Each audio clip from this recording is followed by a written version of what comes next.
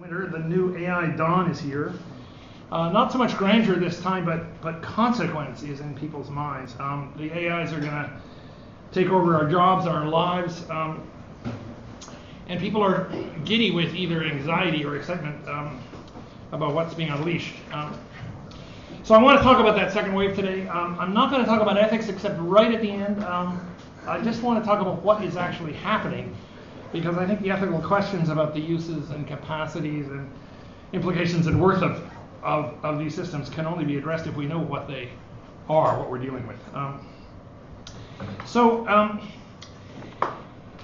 Back in the first wave, classical AI was founded on four basically Cartesian or assumed to be Cartesian assumptions. This approach was immortalized in John Hoagland's indelible phrase, good old-fashioned artificial intelligence, or GO-FI. That's what everybody calls it now. For theses that the essence of intelligence is thought, that the model of thought is logical inference based on clear and distinct ideas. Perception is at a lower level of thought. Even animals do it. That can't be very hard. And a kind of formal model of ontology, that the world consists of discrete objects exemplifying properties and standing in relations.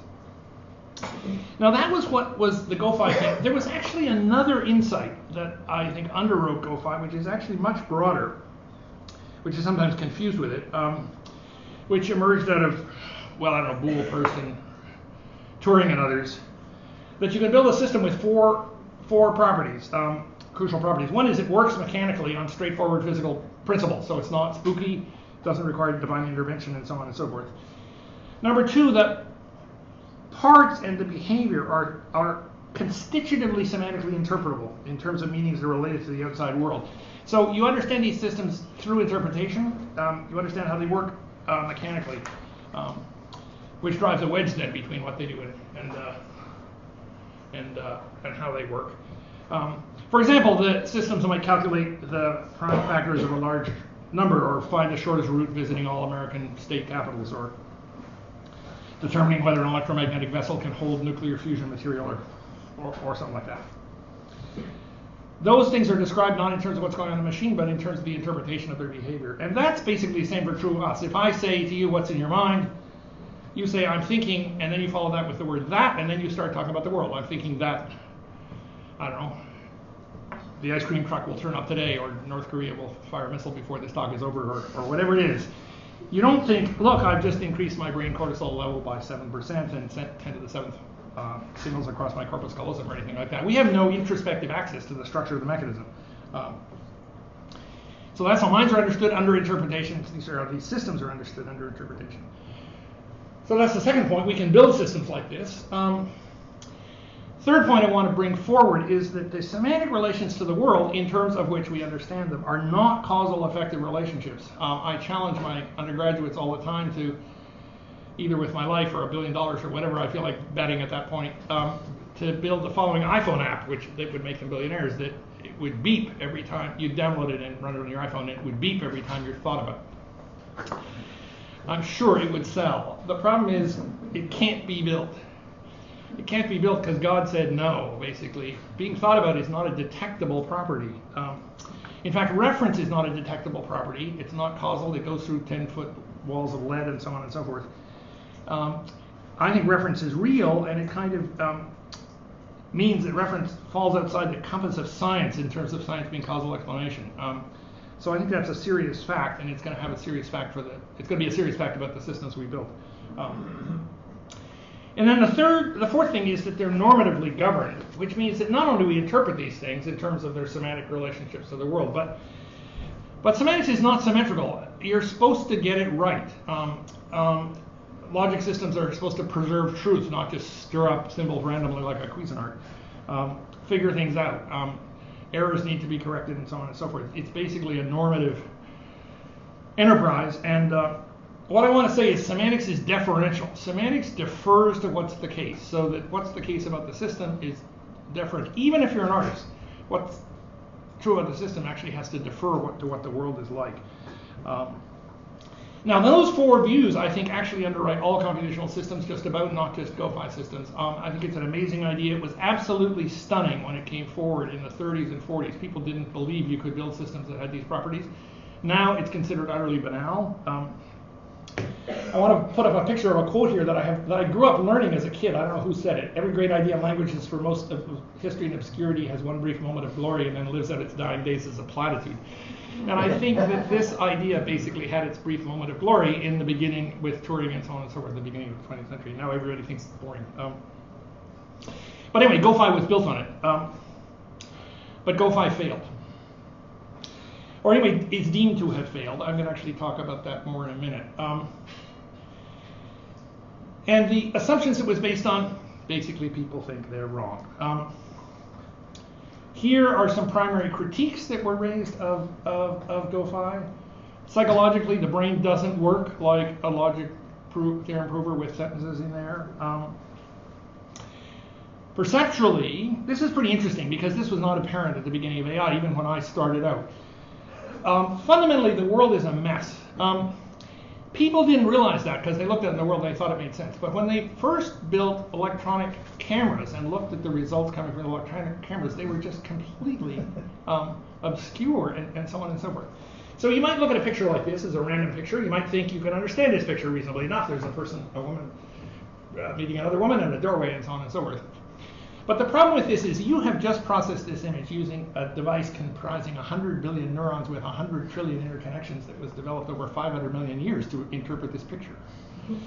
So you don't know what it's like that arrived on your retina such that you interpreted what arrived on your retina using an enormous amount of machinery to think that there's just somebody standing at the door. So a friend of mine, an artist, painted this picture, which is meant to be a picture that reveals to human consciousness what it is that the world reveals to the retina prior to human consciousness processing what happens on the retina, right? So this is meant to be what the world is really like, doubly reverse kind of thing. So you process that with 100 billion neurons and 100 trillion interconnections, and it's kind of a mess. Now, I can't look at this picture. I've been in this place. This is a person walking across a door. There's a pail there. This is that's a door frame there. There's a wooden box there with old fragments of wood in it and so on and so forth. And if you look at this for a while, you can start to parse it. But what this is just meant to be an example that perception is not so simple as all that, and the animals are impressive. So that was one of the things about GoFi that collapsed. And as that picture sort of shows, it turns out, when you actually build systems and embed them in the world, that the world doesn't come chopped up into neat objects after all. AI systems tried to make special worlds that were like that at first so that they could run, but it was just hopeless, and the real world is not like that at all. And epistemologically, which are the ones that I'm going to focus on more today, it basically was concluded that intelligence doesn't come from rational, articulated steps of anything like logical inference. It's better understood, this is Bert Dreyfus's phrase, as patterns of skillful navigation and coping being thrown into enmeshing social and personal projects. So a kind of process-engaged activity kind of view. Thinking emerges from an unconscious background, a horizon of ineffable knowing and sense-making. Now I want to show you a little bit what this kind of horizon of sense-making might be like. This is a picture of islands in Georgian Bay. It's pretty complicated, and if you were trying to articulate in language what was going on there, it would take some work. But what I want to do is now say, suppose the islands which are above water are your words. Now I want to show you what's underwater.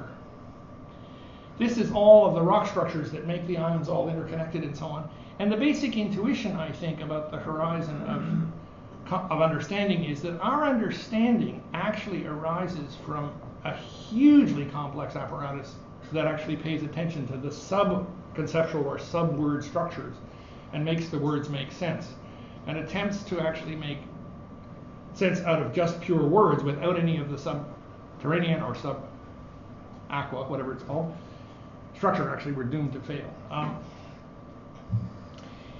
But then also there was this problem with common sense. There's a famous case in MIT when I was there, actually, of asking a medical AI system how to cure a kidney infection, and it said take the kidney out and boil it. Now, there's something right about that, and there is something wrong. And what it is that's wrong is that the system just doesn't get it. And one of the things that was stunning for 20 years of AI was that systems just didn't get it. It was staggering how they couldn't get them to do much of anything except in very restricted domains without stumbling over the fact that they didn't have any common sense. And then when they tried to represent common sense explicitly in the GoFi model, very famous system, first tried to encode in first order logic everything in the encyclopedia. Then they decided there was going to be a million facts, I think, or something like that, or 10 million facts. Then they decided they need to encode in first order logic all the facts that were not in the encyclopedia. That was another 100 million facts. This process continues. R.V. Guha, who did this stuff, originally went to Google, actually started the knowledge graph, which actually Google uses for its search engines now. Apparently it has 7.6, somebody in our class said this the other day, 7.6 billion facts explicitly encoded. But still, Google doesn't have any common sense. So there's actually something serious about this common sense thing. Okay, so that was basically what happened to GoFi. Now, 50 years forward, we have this new thing called deep learning. As you probably know, it was largely credited to people in Canada, including our own Jeffrey Hinton at this very university. So we need to figure out what it is and how does it relate to GoFi with respect to these challenges which actually caused GoFi not to succeed in those enthusiasms from the 70s. Here's the kind of picture you might see if you actually read about deep learning, and I actually think this picture will probably convey nothing to you, so that's fine, ignore it. I want to tell you in words that I think are comprehensible what deep learning systems do. 4 facts.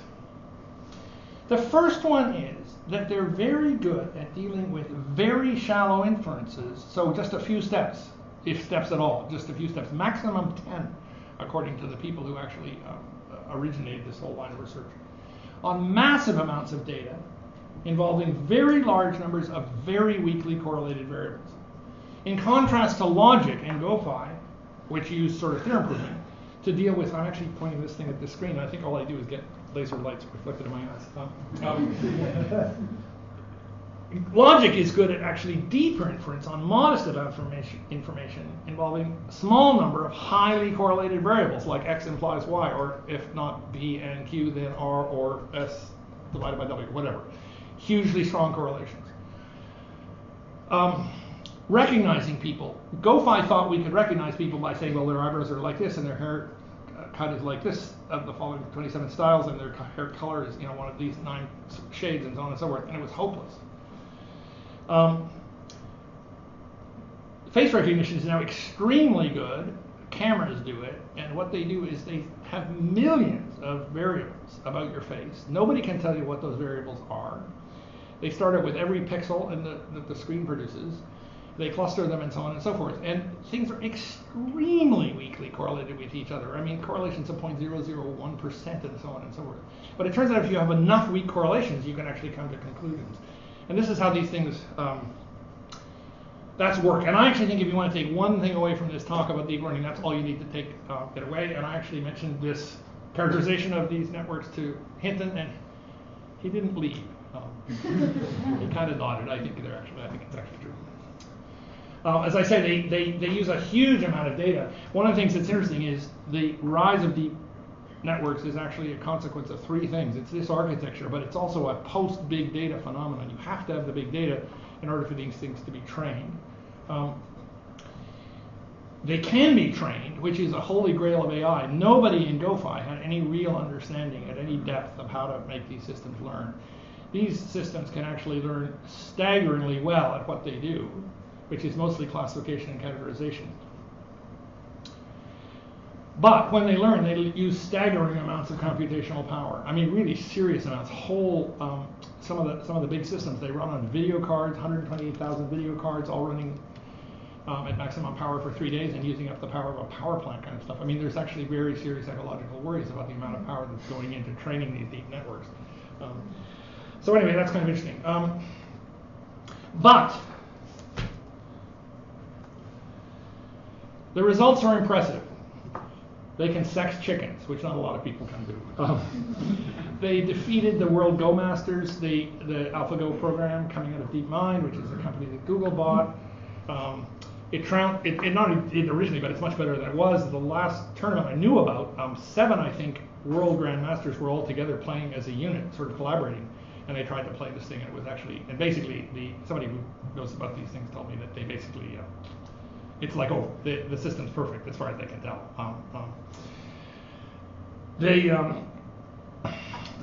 Google shifted the Google Translate function and the website at translate.google.com from the hundreds of thousands of hours of linguists' analysis of these languages to a deep learning network, and the translation abilities went way up.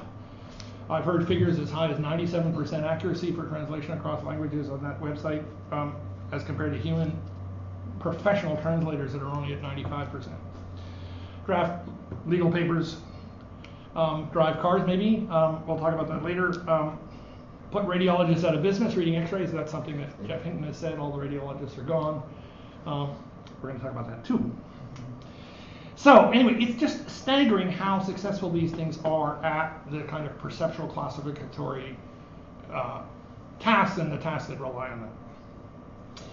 So it's 50 years later. Is this just more AI triumphalism? I actually don't think so. It's not just that I've never seen the field as optimistic or as sobered by what's happening. The big international AI conference is now just riven with issues of politics and social ethics and what to do about this system and stuff. They really kind of feel like they let a genie out of the bottle. I myself think that what is happening is enormously important. I think it's going to signify changes to society more profound than anything we currently understand or even can imagine. So I am not quiescent about this stuff. I don't think it's just more hype. I think something really profound has happened. Does that mean I think these systems know how to think? I don't think so.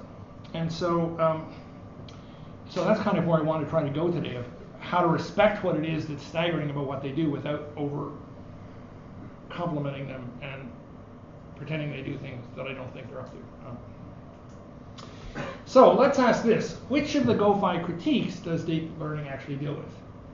What about the psychological critique that the brain didn't work the way the GoFi systems did? Well, these things aren't actually neural models, but they're very close and they're inspired by neural architectures and so on and so forth. So I actually think it deals with that critique pretty well. What about the perceptual critique, that perception is simple and just animals can do it, it's not very difficult? I think they deal with that pretty well too, and I'm going to give them a check mark. It's not simple. Yes, animals do it. It takes an enormous amount of sophistication to do it well, but the systems are now better perceivers than we are in a narrow sense. So we'll get to the sense later, but I think they do a pretty good job. The ontological issue about whether the world comes in terms of discrete objects, I think they deal with that square on and great. They don't assume that the world is like that. They deal with it in terms of micro features at extraordinarily fine-grained temporal and spatial sense, and they just construct these massive data sets. And I mean massive data sets, like the recognition on a face could have 100 million, you could have 100 million real numbers on a vector, which constitutes being Bob or Leslie or whoever, Marcus, Phil. So I'm going to give him a yes on that. What about the epistemological stuff, though? And I don't think we want to go so fast on the epistemological stuff. Okay, here's the problem. These systems, as I say, are stupefyingly impressive, but I don't think they know what they're talking about. Not the people who talk about them. They know what they're talking about. But the systems themselves. In particular, I don't think there's any reason to suppose that any system we built today, or any system we have any idea about how to build, knows the difference between its own state, the states of its input and outputs and its memory and so on, and the state of the world that that state represents. If these systems are based on the big idea that I say GoFi was based on, but it is more general than that about what it is to have a semantically interpreted system. And for them to know what they're talking about actually means that they would actually have to have a sense of that world, not just of their representations.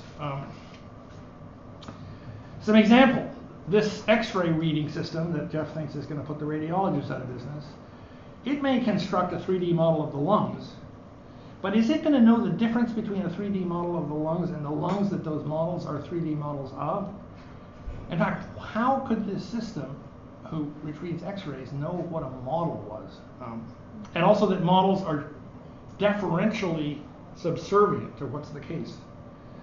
I actually doubt that AlphaGo has much idea that it's playing a game played with international experts from around the world. Or that there's a game that is different from the game, that the game it's playing is different from the representation of the game in its inputs. If somebody tells it that some move happened, and somebody says, hey, that's not what Lee Sedol, was that his name?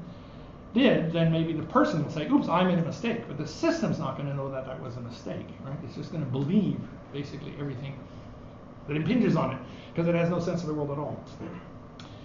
Siri's an easy example. Siri can tell you about restaurants and bathrooms and traffic and thunderstorms and operating system updates and so on and so forth. Nobody thinks Siri knows anything about what a restaurant or a bathroom or a thunderstorm is.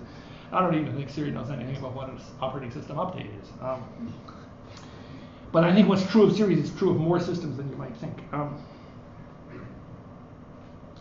The point is, these systems, being computational, built on that original model, are semantically interpreted, in fact, constitutively semantically interpreted. That's what they do, according to us. We understand them in terms of what it is that they do in their represented worlds. They don't understand themselves under interpretation. I'm not saying they don't act in the world, and I'm not saying their symbols don't have any semantics. So I'm not talking about formality and all the stuff that John Searle talked about and that kind of stuff. What I'm saying is that even if the systems we build are built with deferential semantics, the deference is ours, not theirs. And in order to build a genuinely intelligent system, we're going to have to build a system that is itself deferential, that itself submits itself to the world that it inhabits, not just something that we hold accountable to the world that we and they inhabit. So what is this deference that I want to put all this weight on? So I just want to put a shout out, I think that's the technical term, I'm not sure I can use that except in quotes, but anyway, to John Hoagland that I talked to about many of these things over many years. Unfortunately, he passed away early, which was tragic, and I hadn't framed this stuff in terms of judgment and deference and so on and so forth before he passed away, so I really regret not being able to talk with him about it. But we talked a long time, and as we used to laugh and say to each other, each of us would say things that the other person was about to think. That's the best kind of friend. So, what is deference? What would it be to build an AI system that itself was deferential? That's what I want to address in the rest of this talk. Now, I'm not going to give you a theory of that, partly because I don't have a theory, but also because my actual project is to derive that theory from the fundamental metaphysics. And that's more than I can even attempt to give a sketch of here. So what I want to do today is the other way around. I'm going to start with people who are already full-blooded realized instance of semantic and ontological deference, and just give you some properties that I think they have in virtue of that deference, which are properties that a system would have to have in order to be differential. And in particular, I think I hope a sketch even of a very modest issue can give a sense of that. Now, some of the deepest thinking on this stuff has been framed in transcendental and existential language. Kantian inquiry into the forms of sensibility and understanding as conditions for the possibility of knowledge of objects as objects, and Heidegger's existential question of the possibility of being towards the being of entities. I'm going to try to avoid that kind of fancy language here and put it basically flat-footedly, but that doesn't mean I'm not deferential to them for their understanding. And I'm going to just say, look, what would have to be true of an AI system for the most elementary thing you can imagine, for it to take an object to be an object in the world? In other words, what would it be for an AI system, not just to represent or deal with or beat up or construct or anything like that, something we take to be an object, but for itself to take something to be an object, for it to refer to and therefore be deferentially oriented towards that which it takes to be object? I don't think that's trivial. Not only do I not think it's trivial, I don't think taking an object to be an object is anything any computer system I know of can do. I also don't think that deep learning sheds any light on what it would be to be a system that can take an object to be an object. Let me just say, in case they're triumphalists here, that doesn't mean you couldn't build a deep learning system to actually do this if you understood what it was, because you can build anything on top of a deep learning system. What I'm saying is being a deep learning system isn't per se insight or the grounds of an answer to understanding what it is to actually take an object to be an object, I think. So, a number of things can be said. In fact, 7 today, if I have time. Okay, first, to get started at all, now I'm not saying these are listed in logical order or any even particular order. I mean, there's some kind of order, but the point is these are just properties you have to have. One of them is you have to be oriented towards that which you represent. Not just oriented towards your representation, but oriented towards what it is that your representations actually represent in the world. One way this is commonly described is that you have to be semantically or intentionally oriented towards it. The way referring to something or talking about something is in fact to be semantically or intentionally oriented towards something, like, I don't know, fall reading week or whatever. Intentional and semantic orientation is not general enough. Life is a matter of coping and involvement in everyday projects and so on and so forth, not all theoretical reflection, as we said before. So if you wanted orientation in a wider sense, you could use the Heideggerian terminology of comporting yourself towards an object. But I'm just going to talk about it as orientation. There's got to be an orientation towards that object. Secondly, for a system to take an object as an object, it has to be able to distinguish the object from its representation of it. It's got to actually be able to make the difference. The exact thing that I said that neither AlphaGo nor X-ray reading systems can do, as far as I know. Which is to say, these systems have to be able to distinguish appearance from reality. To invoke a distinction about 17,000 years old. It's not enough. I run into this suggestion in Cog Sci a lot. I don't know if people will suggest it here, but just in case. It's not enough, in order to distinguish appearance from reality, to have quotations or meta-level data structures, so that we can take some of those representations to be representations about the world and others to be representations about its own appearances, basically. Because the problem is, in order for us to be able, or it to understand the difference between base level representation and the meta level representation, we already have to know what the difference, what a representation was, which itself involves, if you're going to know it as a representation, you have to know the difference between appearance and reality to start with. So that's not a starter. It's got to be different from you.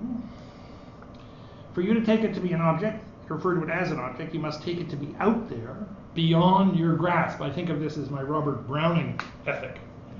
An object, I don't remember the quote, or what's Ammon for is the second half of it. Who knows, Robert? No, your reach should exceed your grasp, right? Or what's Ammon for? That's right. So the reach of your orientation has to exceed what you can actually comprehend or grasp if you're going to refer to an object, or else you haven't referred to an object. So every object reference, in fact, is to that which you have to know exceeds your grasp of it. That's actually a constitutive condition. How to build a system to do that? I don't know. I'm not saying we can't. I'm sure we will, but I don't know. Next, in order to take an object to be an object, in order for it to take anything as anything, and which you have to do in order to be able to distinguish it from appearance, you have to find it intelligible, or you could just say legible, in the world. What does intelligible or legible mean? Here we can avail ourselves not only of Kant and of Heidegger, but also of John Hoagland, but not only them, but also of Kuhn and social constructivists and a plethora of other people. To be something, to be an electron or a faux pas or an on-ramp or an ATM machine, to say nothing of being a student or a professor, is to participate in a constituted domain, which is in fact constituted by regularities, rules, practices, configurations, structurations of reality, and so on and so forth, in which we, as the epistemic agents, in fact, taking something to be something, registering it as something is how I put it, we have to be doing that in whatever ways are appropriate to the constituted domain in terms of what participation in that is like. So to take an electron to be an electron is actually to hold it into a whole physical scheme about what it is to be an electron. There isn't anything to being an electron other than being that in the world, which is different from us, which exceeds my grasp. which fits into the constituted domain of electrons and protons and all kinds of other things that I actually know less about than physicists do. Similarly, to use the sort of example John Hoagland likes, to be a knight fork in a chess game or home base in a baseball game or something, it only is to be what a home base is according to the rules and practices and plays and so on and so forth of baseball. There's no such thing as a home base independent of that. Or a knight fork. And similarly for ATM machines and no confidence votes and arms ramps and even chairs and tomatoes. So you have to find things intelligible, things that exceed your grasp. Not only do you have to find them intelligible, you have to tell the difference between information or thoughts or ideas or presentations or perceptions and so on and so forth about them, which are right and wrong. It's not just that you have to be able to tell right from wrong. That's hard, and you do have to do that, although we don't always get it right. The more profound point is you have to be such that there is a difference between right and wrong for you. What are we such that right and wrong is an issue for us? Not just an incidental property of claims, but a normative commitment we undertake in order to get things right. That's part of what it is to find out about things. You've got to be committed to getting at the truth of it, as we say, to care. And the point is, getting it right is actually necessary in order to be able to kind of solidify this thing as the thing that it is in its constituting domain, separate from you, which is a precondition of the possibility of understanding or referring to it at all, or to the world at all. So, for an AI system, it would mean that there would have to be right and wrong for it, not right and wrong for us with respect to it. Right and wrong for us with respect to it is easy. GPS systems have that property, and calculators and databases and myriad other things. This is wrong with the GPS system, right? It drove me into a tree or something. You know, the database is wrong. It says I'm 196 years old. The point is that's wrong because we're committed to things being right, not because the GPS is committed to doing things right. This difference between right and wrong, which could be ethically right and wrong as well as truthfully right and wrong, is in fact going to be necessary if you've got the kind of stuff I'm aiming at as being constitutive of what it is to really think. I'm not sure about driverless cars that they have to get it right and wrong for them. I actually am not convinced that driverless cars need the level of intelligence that I want to talk about today here. It might be nice if they did, but I'm not sure they'll need to.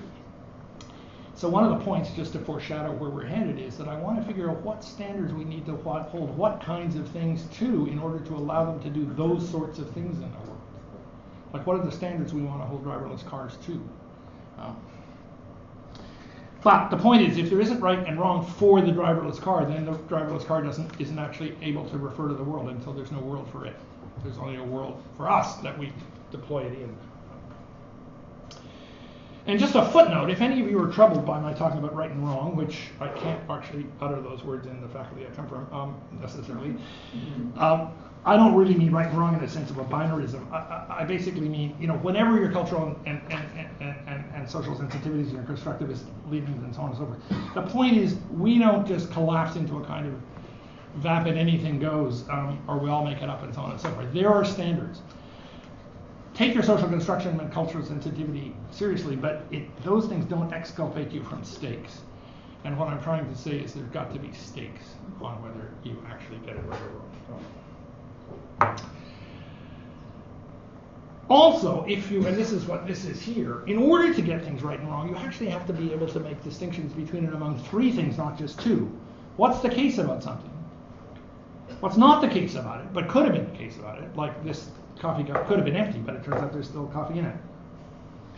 And what couldn't be the case about it? What's just conceptually impossible? Or if not conceptually impossible according to the standards and rules and regularities that constitute the domain in which I'm practicing.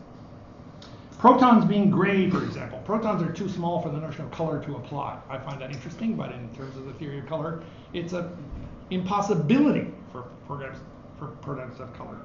Or the number 4 being seen on Queen Street East this afternoon. You know, I mean, just no, right? Or this table leaping, or my computer, suppose we said my computer, leaping up 3 feet in the air for a minute and getting cooler as a result. That just can't happen. know it can't happen. And you have to know that it can't happen. That's actually one of the most interesting things about all of this.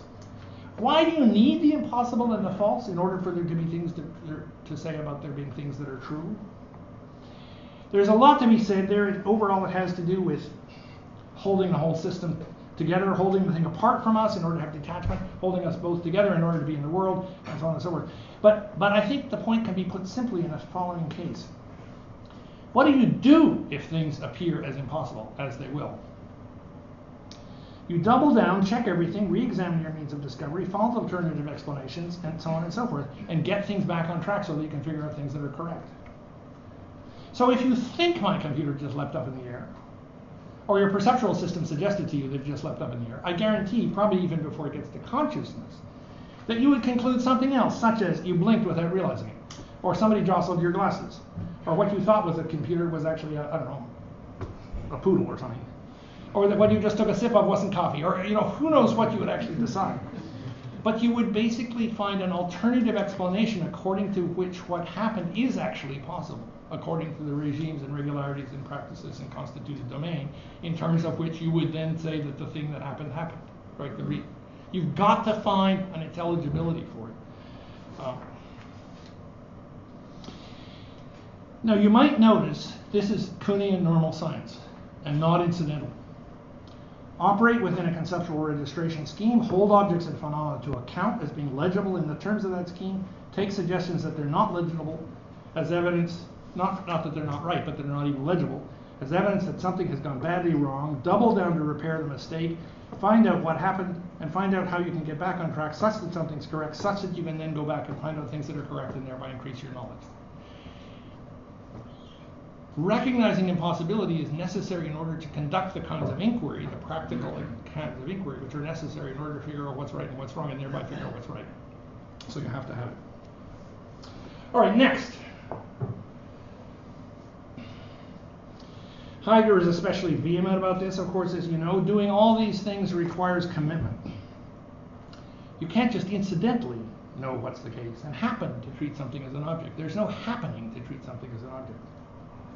At least you can't in any rigorous, authentic sense. Now, much of our life, I don't want to go into this because other people are better than I, but there's this sense in which in our ordinary life, we're enmeshed in, we're not actually holding ourselves to account to the full kind of epistemic and normative demands of figuring out what the world's like, although we're enmeshed in systems that actually do hold this into account. But we can get there if we want to, and if things go badly awry, then in fact we get there, and we get there fast. I'm going to have an example of that in a minute. In fact, the systems we participate in need commitment to the truth of the statements and to the viability of the conceptual schemes and constituted domains in order for the statements to made in them to be true, and for the conceptual frameworks and constituted domains to be viable. So that's where the existentialism comes in. And to cut a little bit, the point is simply that in order to be genuinely intelligent, an AI is going to have to be an existential being. I think that follows. Sixth, very quickly, an understander, a person, an AI, whatever, can't take an object to be an object unless the understander takes itself to be a being that can take an object to be an object. You actually have to have a certain form of self-awareness in order to achieve the requisite detachment, in order to be able to see the object as other, and in order to hold yourself to account to being something that will hold the object to account. Because this normativity actually impinges on you, and you have to know it. As Hoagland says, using language I'm not losing here, any disclosing is at once a disclosing of Dasein itself and a disclosing of the being of entities. Okay, so you need all these things in order for there to be something. In order for a system has to exemplify all of these properties in order for there to be something that is true for it. And there has to be something that is true for it in order for there to be something in the world that it takes to be an object as different from it. And these things get commitments involved in them, not just commitments to the object. We're committed to the object in the sense that, Heidegger would say we're beholden to the objects in the sense that it's only through the commitment that we can actually take it to be other and to be an object in the world.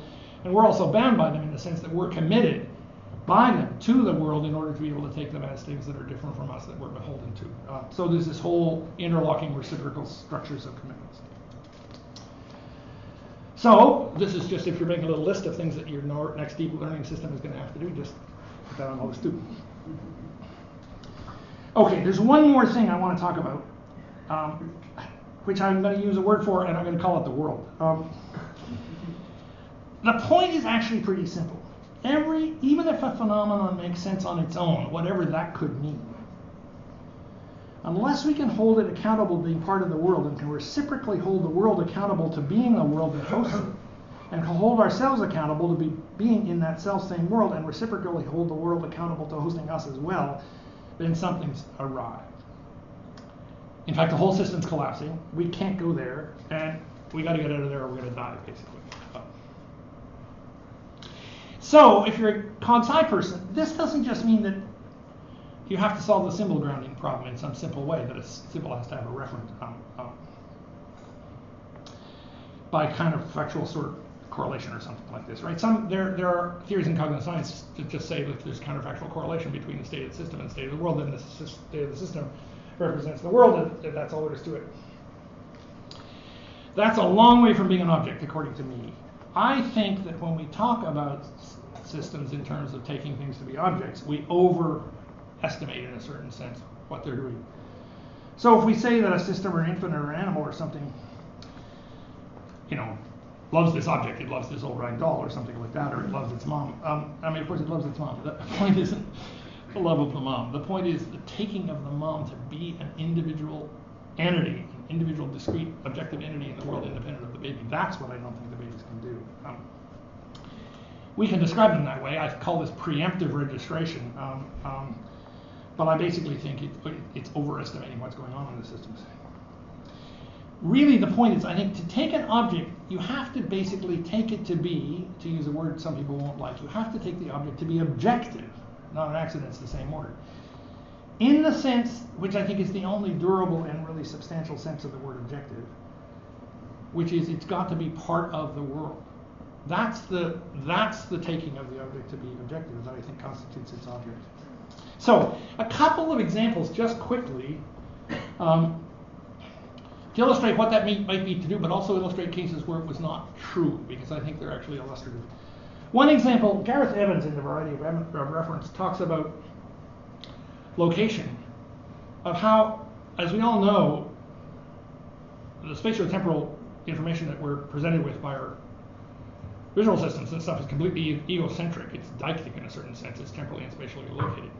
You don't know where you are if you just say, I'm here. In order to know where you are, you have to basically extract yourself from that deixis and locate yourself in the world. Oh, I'm at Bloor Eglinton, or something like that.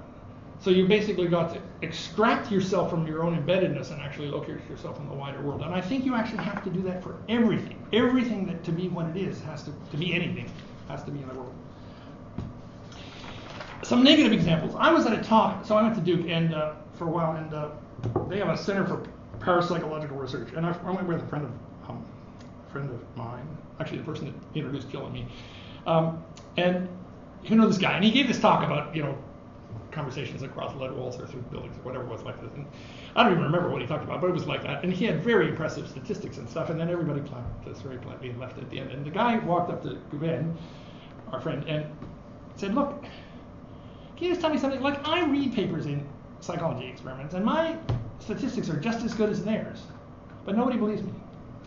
And Gavin said this thing, I thought it was brilliant. He said, look, your statistics were fine. They could be a whole lot better. They could be better than anything in psychology terms. Still no one's going to believe it. Because nobody can understand how it could be for you to be right. And I think there's something telling about that. It doesn't fit. It just isn't the world. You would have to just start over for this to be right, and that's what we're not prepared to do. Not always, no. Not if you're here. Another example. Well, we don't have time for other examples. I don't think dreams are held accountable to the world in that sense. I think it's like whatever. I don't know what your dreams are like. I probably don't want to know what they're like. But for me, it's just like, I don't know, there's 100 people there, and then I'm by myself on a boat, and then there's, I don't know, whatever fires are burning, and I don't know where they came from, but I don't care, whatever. It's just like whatever. I don't hold anything accountable to anything. But in the world,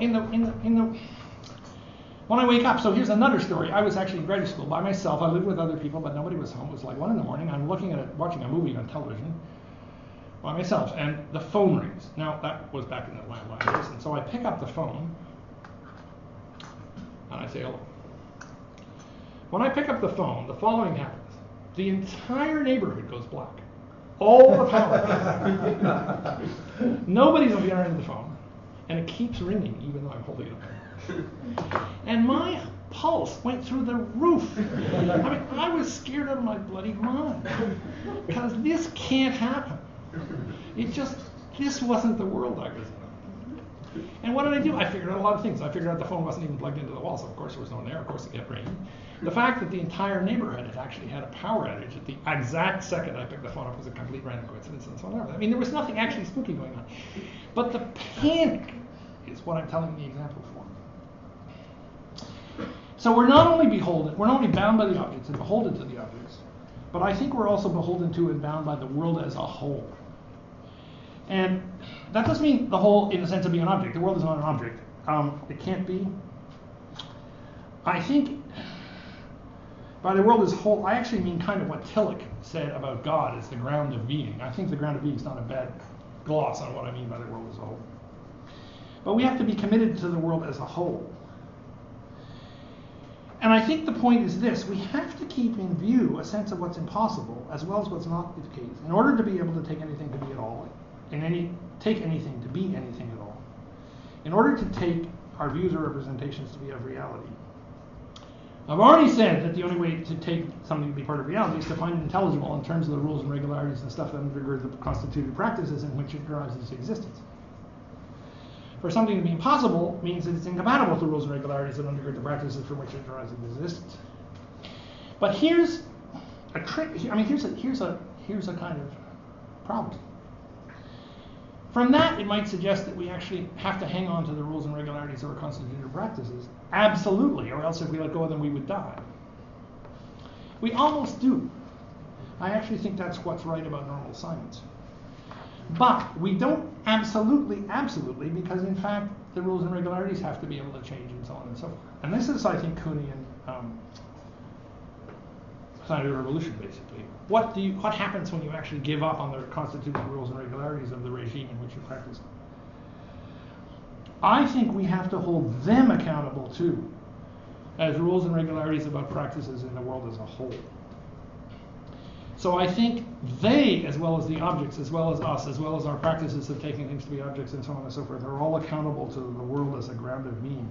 And that's not, I think, a small condition. Okay, so we're almost done. So I can finally get to what the talk's about. So I've said all of this stuff that I think is actually necessary to a kind of full-blooded human understanding. What about animals?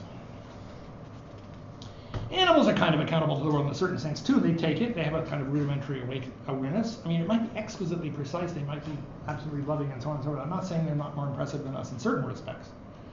But they don't actually, I think, engage in the sorts of existentially committed practices of developing an understanding of the world as world in order they can actually have things accountable to them outside themselves and so on and so forth. An objectivity. They don't do that. But here's something about animals that I think is true, and it's actually good for the animals. They actually do participate in their world. And I don't know if they have existential lives, but they have lives, and they're vulnerable to the lives, and they're vulnerable to how they take the world to be, and so on and so forth. So even if their epistemic prowess is modest, there's a kind of authenticity to it. They are actually thrown and live in the world as they take it to be, in whatever sense they can take the world to be. So are we. But this is not true for computers and AIs. The reason we build computers and the reason we build AIs has to do with that initial conception I said that's broader than GoFi, which is that we actually can semantically interpret them in terms of their carrying information or whatever, about the world that we inhabit. That's why they have power in our lives. But what that shows is that the information and stuff that they carry is not about stuff that matters to them. In fact, what it would be for things to matter to them would involve the entire framework of committed existential engagements that I think I am talking about. It might involve Dasein, if you'd like to talk about Dasein. So, when we ask computers and AIs to figure things out, to decode our x-rays, to query our databases, to massage our data, to translate our languages, to drive our cars, it's only we who have any authentic understanding of that which their representations represent, not them. Right? So it's not, if your driverless car should avoid pedestrians, you should say, look, that's a norm on your car. Pedestrians, of course, I actually wrote pedestrian here. I don't think pedestrian is a word, but I guess I don't know what I was drinking. But anyway, pedestrian is only something people do and understand and value, not cars. But the point is this, it's not clear that our driverless cars will actually be able to distinguish appearance from reality at all. It's not clear that it's not that they won't understand the pedestrian. It's not clear they'll understand anything as being in the world independent of them. We ask computers to deal with representations and tasks that we take to be world involving, even though the computer has no sense of the world as world in the sense we're talking about. So what are they doing? And this is what I want to use the word reckoning for. I want to use it as a label for the kind of stuff they do, the representation, manipulation, and other forms of intentionality and semantically interpreted behavior carried out by systems that are not themselves capable, in the full-blooded senses I've been talking about here, of understanding what it is that those representations are about. And I'm going to use judgment for the form of understanding I have been talking about, that's capable of taking objects to be objects in the full-blooded sense, and is committed to them and to the integrity of the world as a whole, and beholden to them and bound by them and all of the rest. And of course, why these words? Well, there's Hobbes' claim that reasoning is just reckoning, which of course I don't believe now, and so on. But also I think the word judgment is interesting. Now, there may be professional philosophers in the room. I believe I know some. In philosophy, a judgment is often taken to be an act. I judge that the grass is green. I judge that, in fact, I don't know, Toronto is in Ontario, something like that. That's not what I mean by judgment here in the first instance. In the first instance, what I mean by judgment is the sense of judgment conveyed in English when I say that person has good judgment, or that's a person of considered judgment. Or what I might say if I say about somebody they lack judgment. Look, we can let them do that, but you know they just don't have good judgment, whatever. I also want to reserve the act of judging something to be so and so, to be an epistemic act that is based on judgment in the sense that's got all this existential commitment and world caring and commitment and so on and so forth behind it. And again, in case anybody thinks this, I'm not taking judgment to be a mark of the mental, because Lord knows, and woe is us, there is much mentality that doesn't have this full form of judgment behind it. Some of it is even in office. I'm also not trying to take this kind of judgment as a way of distinguishing machines from people. Because in one sense, we're actually, I believe we're machines in some sense of that word. But not only that, I'm not convinced we won't ultimately build synthetic systems that in fact have all of the properties that I have suggested in this talk are in fact constitutive of judgment. So I'm not trying to banish machines. What I want to do is to establish a standard on mentality such that it becomes an empirical question whether our synthetic constructions, like AIs, actually are capable of judgment. And then I want to say we should in fact ask, before we have an AI do something, does that thing that it's doing need judgment, and if so, does the system have any judgment? I don't doubt for a minute that we're going to build systems that outstrip us in reckoning. We already do. Radiologists will get systems that are better reckoners about what kind of cancer you might have based on your x-ray than people. That's what That's what Jeff Hinton believes is in fact going to put the radiologists out of business. And I think he's right. I think our reckoning powers are going to be surpassed by the reckoning powers of these systems. But I think if you have cancer, you need to go see a doctor with judgment. That's basically it. I don't see anything on the horizon in our intellectual imaginations that suggests we know how to build systems with judgment. Systems that are existentially committed to their world, that go to bat for the truth, that reject what's false, that profoundly balk at what's impossible and know the difference. It's that kind of judgment, I think, that underwrites what matters about the human mind, not all human minds, but what's unique and sacred about it that we will forego at our peril. So I've got one more slide. Oop, the world. Which is this. This is my only slide on ethics of AI. I think the threat that AI poses to humanity is that we will hand over to systems that can only reckon tasks, the responsibility for which actually demands passionate, dispassionate, compassionate judgment. Then we're in trouble. And I think not before then. I mean, we could blow ourselves up with nuclear weapons too, but. All right, so thank you. That's it. Thank you.